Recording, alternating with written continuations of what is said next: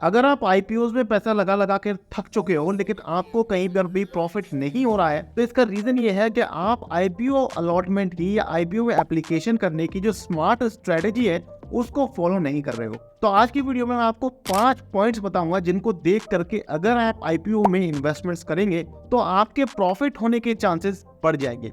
Video को start करते हैं। मेरा नाम है विकास मीना, आप देख रहे हैं डीमैट टाइम।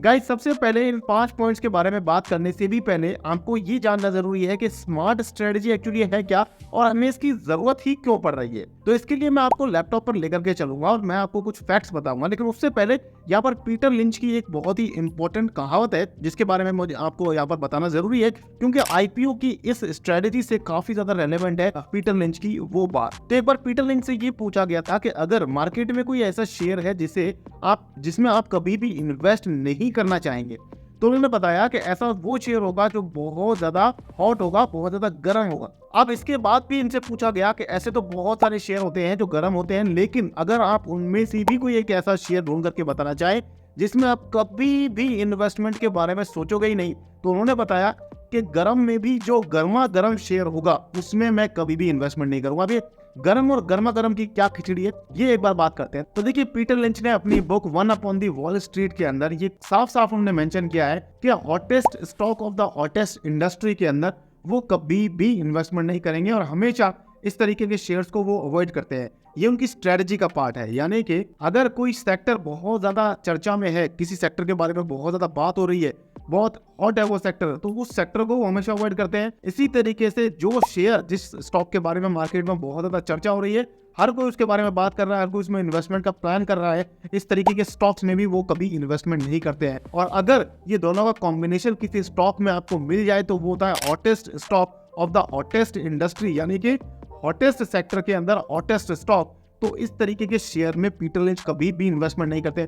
अब ये सारी रामायण, सारी मैं आपको बातें क्यों बता रहा हूँ, इसका रीजन ये है कि आईपीओ में भी ये सेम चीज अप्लाई होती है। यानी कि कहने का मतलब ये हुआ कि अगर कोई आईपीओ के बारे में बहुत ज्यादा चर्चा हो रही है, बहुत ज्यादा मार्केट में शोर शराबा उस आईपीओ को लेकर के, तो उस आईपीओ में आपके प्रॉफिट होने के चांसेस काफी कम हो जाते हैं। अब ऐसा मैं हवा में बात नहीं कर रहा हूँ, मैं आपको भी लैपटॉप पर लेकर के चलूंगा, जहां पर मैं आपको बताऊंगा कुछ ऐसे हॉट आईपीओ जिनमें लोगों को लॉस हुआ और काफी सालों तक लोग उनके अंदर फंसे रह गए। तो सीधे अब आप थोड़ा सा वीडियो को हायर पिक्चर क्वालिटी पे देखिएगा, ऊपर सेटिंग पे बटन पर जाकर के आप इसे कर सकते हैं, क्योंकि आपका मोबाइल आपको डेटा बचाने के लिए एक ऑटो क्वालिटी में वीडियो को दिखाता है, तो आप इस डेटा को सही से देखिएगा। चलते हैं लैपटॉप पर। तो गाइस, अपनी बात को प्रूव करने के लिए मैंने यहाँ पर ओपन कर लिया है पेटीएम के आईपीओ की डिटेल्स। पेटीएम का आईपीओ 2021 के अंदर आया था, नवंबर में ये कंपनी मार्केट के अंदर लिस्ट हुई थी। देखिए, इसका जो इशू प्राइस का रेंज रखा गया था वो रखा गया था 2080 से 2150 रुपए के बीच में। और पेटीएम के शेयर के बारे में मार्केट में इतनी बातें थी, इतनी चर्चा थी, इतनी हाइप थी मार्केट में को लेकर के कि ये शेयर जब लिस्ट हुआ तो कंपनी, मार्केट को लग रहा था कि ये शेयर शायद 2000 या 2150 रुपए की जो प्राइस रेंज रखी उसको तोड़ करके करीब 3000 रुपए के आसपास जाकर के लिस्ट होगा।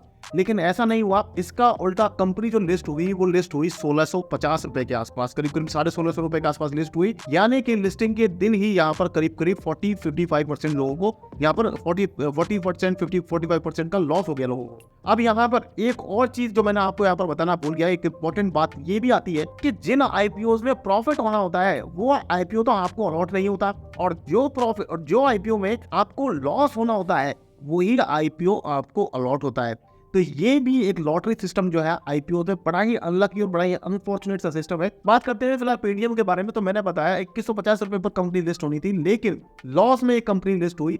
और आज की डेट में भी अगर किसी बंदे ने, जब 1560 रुपए पर ये कंपनी लिस्ट हुई थी, उस टाइम पर अगर किसी ने इस शेयर को खरीद लिया होता, ये उम्मीद बना करके कि इस शेयर में के बारे में काफी बातें चल रही है मार्केट में, मुझे ये मिला भी नहीं है, और अगर ये किसी ने खरीद लिया होता उस प्राइस पर, तो देखिए उसके बाद बड़ा था 1650 रुपए तक गया था उसके बाद, लेकिन फिर अचानक से ये शेयर टूटने लगा, गिरने लगा और करीब 550 रुपए पर आ गया था। यानी कि कितना, करीब 60-70% का लॉस। और उसके बाद अगर स्टॉप लेवल पर कुछ लोग इस कंपनी के अंदर आ गए थे, उन्होंने अगर यहाँ पर पोजीशन बना ली थी, तो वो लगातार 3 साल से इस कंपनी के अंदर फंसे हुए हैं, करीब करीब 2 ढाई साल से करीब ज़्यादा हो चुका है, लेकिन वो लोग अब यहाँ पर वापस निकलने का उन्हें मौका नहीं मिल रहा है। अब आज की डेट में भी अगर आप प्राइस देखें, 690 रुपए का प्राइस है। अभी कुछ दिनों पहले इसमें मोमेंटम जरूर आया था, मैंने भी उस टाइम आपको शेयर सजेस्ट किया था शॉर्ट टर्म के लिए, और ये जो शेयर है आज तक भी अपने उस लेवल को टच नहीं कर पाया। ये तो सिर्फ एक शेयर के बारे में बात करिए। अब हम बात करते हैं LIC के शेयर के बारे में। तो LIC का जो शेयर है ये भी अभी कुछ ही दिनों पहले, साल 1.5 साल की बात है, ज्यादा पुरानी बात नहीं है। देखिए मई 2022 यानी कि करीब करीब 1.5 साल की करीब पहले की बात है। इस कंपनी को जो लिस्ट है वो होना था यहाँ पर 902 से 949 रुपए के बीच में, लेकिन ये कंपनी भी गाइस करीब करीब 850 रुपए के आसपास के प्राइस पर लिस्ट हुई, 826 रुपए के आसपास, और उसके बाद तुरंत ही कंपनी का शेयर गिर गया 650 रुपए पर, और उसके बाद ये कंपनी लगातार गिरी रही, और 600 अभी फिलहाल नवंबर 2023 में इस कंपनी का शेयर जो है वो बढ़ना स्टार्ट हुआ है, और अभी ये जाकर के करीब 850 रुपए पर पहुंचा, यानी कि करीब करीब 2 साल बाद जो पहले का IPO का प्राइस था वो अब 2 साल बाद लोगों को मिल रहा है। LIC अगेन एक बहुत बड़ा नाम, बहुत ही पॉपुलर शेयर, बहुत ही बड़ा IPO, इंडिया का हिस्ट्री का सबसे बड़ा IPO था आज की डेट तक, और उस IPO की भी ये आदत होती है कि 2 साल तक लोग अपने पैसे को, अपने लॉस को रिकवर नहीं कर पाते हैं, उसमें बने रहते हैं।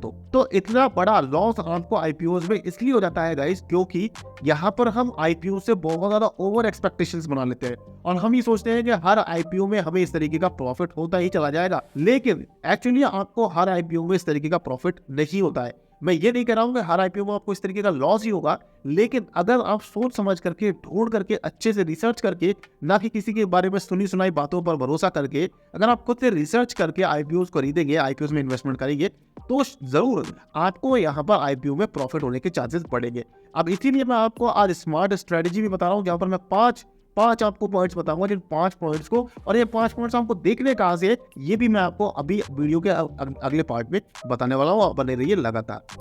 तो सबसे पहले बात करते हैं उन 5 चीजों की, जो 5 पॉइंट्स आपको किसी भी IPO में इन्वेस्टमेंट करने से पहले देख लेने चाहिए। उसके बाद जानेंगे कि इन पॉइंट्स को आप कहां से चेक कर सकते हैं। देखिए सबसे पहली चीज तो आपको किसी भी IPO में इन्वेस्टमेंट करने से पहले ये देखनी चाहिए कि क्या वो कंपनी प्रॉफिटेबल है या नहीं। सबसे बड़ी गलती हम यही करते हैं, अगर हम किसी लॉस मेकिंग कंपनी के IPO में लगा लेते हैं पैसा, तो वहां पर होता तो ये है कि उस कंपनी के फ्यूचर प्रोस्पेक्ट्स बहुत अच्छे होते हैं, उसके मार्केट साइज काफी बड़ी होती है, मार्केट अपॉर्चुनिटी होती है वहां पर, और बहुत सारी फ्यूचर एस्पेक्ट्स को लेकर के मार्केट में जब IPO आता है तो उसे एक बहुत ही ज्यादा वैल्यूएशन पर लिस्ट किया जाता है, और कंपनी प्रॉफिट मेकिंग नहीं हो पाती है, इसलिए जो उसका प्रॉफिट है वो बहुत टाइम तक सस्टेन नहीं कर पाता और IPO क्रैश कर जाता है, यानी कि शेयर जो जिस रेट पर लिस्ट हुआ था वहां से बहुत ज्यादा नीचे के प्राइस पर चला जाता है, जैसा कि हमने पेटीएम और LIC के केस में भी देखा। अब पहली चीज आपको यही देखनी है कि कंपनी प्रॉफिटेबल है या नहीं। प्रॉफिटेबल हो, और पिछले कई सालों में अगर वो अपने प्रॉफिट्स को बढ़ा भी रही हो, 3 साल 4 साल से अगर अपने प्रॉफिट्स को लगातार हर साल बढ़ा रही है, तो ये बहुत ही अच्छी बात है। वहां पर आपको लॉन्ग टर्म में आने वाले टाइम में भी उस IPO के शेयर के अंदर प्रॉफिट आपको देखने को मिलेगा। दूसरी चीज यहाँ पर जो आपको देखनी चाहिए, वो देखनी चाहिए कंपनी की सेल। जो कंपनीज लॉस बना रही है, जो कंपनीज अगर लॉस बना रही है, अगर उनकी सेल भी बढ़ रही है, तो भी वहां पर आपको एक थोड़ा बहुत सेल्स समझ में आता है। लेकिन जिन कंपनीज का सेल नहीं बढ़ रहा है और उनका प्रॉफिट भी नहीं बढ़ रहा है, उन कंपनीज के IPO से आप दूर ही रहें तो ही ज्यादा बेटर होगा। कंपनी की सेल भी लगातार पिछले 3-4 सालों में बढ़ती रहनी चाहिए, और अगर ये ग्रोथ रेट 15 से 20% से ज्यादा है, 15-20% से ज्यादा है सेल्स की ग्रोथ, तो वहां पर और भी अच्छा आपको एक अपॉर्चुनिटी और अच्छा रिटर्न फ्यूचर में देखने को मिल सकता है। इसके बाद तीसरी चीज जो आपको इंपॉर्टेंट है, जो देखनी चाहिए इस स्मार्ट स्ट्रेटेजी के अंदर IPO में इन्वेस्टमेंट करने के लिए, वो है यहाँ पर बोरोइंग्स, यानी कि उस कंपनी के ऊपर, जो कंपनी IPO लेकर के आ रही है, उसके ऊपर डेट कितना है, और क्या उस डेट का अमाउंट जो IPO से वो पैसा जुटाने वाले हैं उस अमाउंट से ज्यादा है या कम है।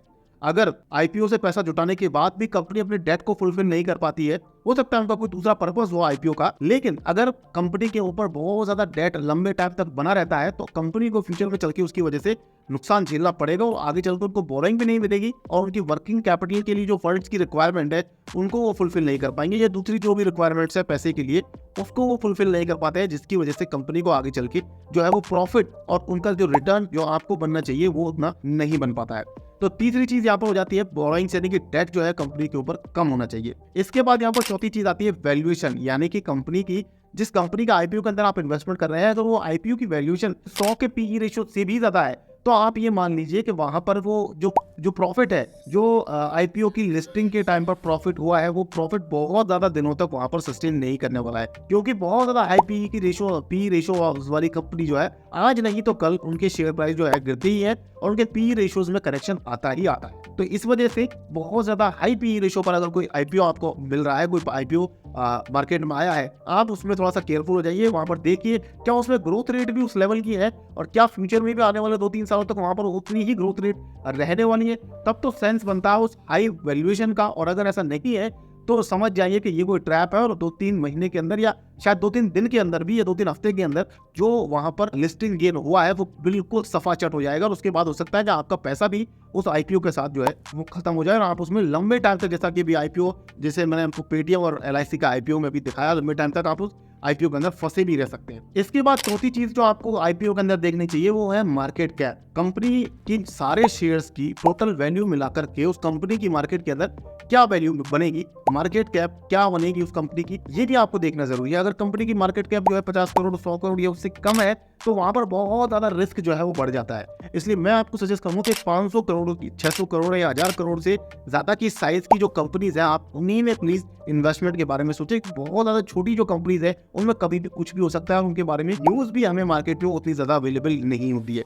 इसलिए थोड़ी बड़ी साइज की कंपनीज के अंदर ही आप आईपीओ में इन्वेस्टमेंट बनाइएगा। यहाँ पर लास्ट जो चीज आपको देखनी चाहिए आईपीओ इन्वेस्टमेंट करने से पहले, वो देखनी चाहिए प्रमोटर होल्डिंग किसी कंपनी के अंदर कितनी हो जाती है, उनके उस कंपनी के प्रमोटर्स की, मालिकों की उस कंपनी के अंदर हिस्सेदारी कितने % शेयर्स उनके पास है। क्योंकि ये भी एक ऐसा नंबर है, अगर ये नंबर बहुत ज्यादा कम हो, यानी कि प्रमोटर होल्डिंग अगर 10%, 5% या 15% के आसपास है, तो आप मान के चलिए कि वहां पर प्रमोटर को उस कंपनी के प्रॉफिट से या लॉस से कोई बहुत ज्यादा फर्क ही नहीं पड़ने वाला है। क्योंकि अगर कंपनी में उसकी हिस्सेदारी ही कम है तो कंपनी को चाहे लॉस हो चाहे फायदा हो, उसको प्रमोटर को बहुत ज्यादा फर्क नहीं पड़ता है। इसलिए प्रमोटर होल्डिंग जो है वो एक अच्छी खासी होनी चाहिए। 50% से ज्यादा अगर प्रमोटर होल्डिंग मिलती है आपको तो एक अच्छा साइन वहां पर ये आपको देखने को मिलता है। तो गाइस अब मैं आपको बताता हूँ कि इन चीजों को आप कहाँ से चेक कर सकते हैं। देखिए मैंने यहाँ पर वो ओपन कर लिया है अपने अपस्टॉक्स के डीमेट अकाउंट को। आप चाहे तो कोई दूसरा डीमेट अकाउंट भी यूज कर सकते हैं, बट मैं क्योंकि अपस्टॉक्स को यूज करता हूँ और मैं काफी टाइम से इसे यूज कर रहा हूँ, सेटिस्फाई हूँ, इसलिए मैं आपको यहाँ पर ये अपस्टॉक सजेस्ट कर रहा हूँ। जैसे ही आप ऊपर ये आईपीओ के बटन पर क्लिक करते हो तो आपको नेक्स्ट जितनी भी आईपीओ है उन सबकी डिटेल यहाँ पर देखने को मिल जाती है। और इससे भी अच्छी बात है आप उसके टाइमलाइन देख सकते हैं किसी भी आईपीओ की, कब वो आईपीओ ओपन होने वाला है, कब एप्लीकेशन खत्म हो जाएगी, प्री अप्लाई भी कर सकते हैं आप। और यहाँ पर सबसे बढ़िया बात यह है कि आईपीओ की डिटेल पर जब आप क्लिक करेंगे तो आपको ये सारी चीजें, यानी कि आईपीओ का साइज कितना है, देखिए 1171 करोड़ जो मैंने भी बताया आपको, मार्केट कैप से ये चीज रिलेट करती है यहाँ पर। उसके अलावा प्राइस रेंज तो मिल ही जाती है। इसके अलावा नीचे आप चलेंगे तो आपको कंपनी की सारी हिस्ट्री मिल जाती है कि वो कंपनी क्या करती है, उनका क्या बिजनेस है, उनके कहाँ का प्लांट्स है, कंपनी के अंदर कौन कौन एम्प्लॉई है, कौन कौन डायरेक्टर है। इसके अलावा कंपनी की फाइनेंशियल कंडीशंस देखिए, रेवेन्यू और नेट प्रॉफिट जो मैंने आपको बताया, सेल्स और प्रॉफिट, क्या उस कंपनी के सेल्स और प्रॉफिट बढ़ रहे हैं 2021 से। देखिए जैसे ये कोई भी कंपनी XYZ 322 करोड़ का रेवेन्यू था, उसके बाद 393 करोड़ का रेवेन्यू हुआ और फिर 594, तो लगातार इस कंपनी की सेल या रेवेन्यू बढ़ रहा है। इसी तरीके का कंपनी का नेट प्रॉफिट भी पिछले 3 सालों में लगातार बढ़ रहा है। तो इससे आपको यहाँ पर बहुत ज्यादा हेल्प मिल जाती है। इसके अलावा भी आपको एक स्वॉट एनालिसिस मिल जाता है, स्ट्रेंथ एंड अपॉर्चुनिटीज का, रिस्क एंड थ्रेट्स का भी एक एनालिसिस मिल जाता है। तो यहाँ पर इतना ज्यादा डेटा आपको मिल जाता है, इतनी इन्फॉर्मेशन मिल जाती है, इसका यूज करके आप अच्छे से डिसीजन ले सकते हैं, डिसाइड कर सकते हैं कि इस आईपीओ के अंदर आपको इन्वेस्टमेंट करनी चाहिए या नहीं करनी चाहिए। अब स्टॉक्स का लिंक आपको डिस्क्रिप्शन में मिल जाएगा। इसके अलावा भी बहुत सारे डीमेट अकाउंट्स के अंदर हो सकता है आपको ये इन्फॉर्मेशन मिले, तो मेरे फेवरेट जो दूसरे डीमेट अकाउंट्स है उनके लिंक भी आपको डिस्क्रिप्शन मिल जाएंगे। आप चाहे तो वहां पर भी अपना डीमेट अकाउंट बना सकते हैं। इन्वेस्टमेंट करना स्टार्ट कीजिए। कुल मिलाकर के बात यह है कि आपको इन्वेस्टमेंट जरूर करना चाहिए। आईपीओ के साथ साथ स्टॉक्स में भी लॉन्ग टर्म के बारे में आपको इन्वेस्टमेंट करनी चाहिए। आज की वीडियो में इतना ही गाइस, मिलते हैं किसी नई वीडियो में, तब तक के लिए मुझे दीजिए इजाजत। जय हिंद, जय भारत।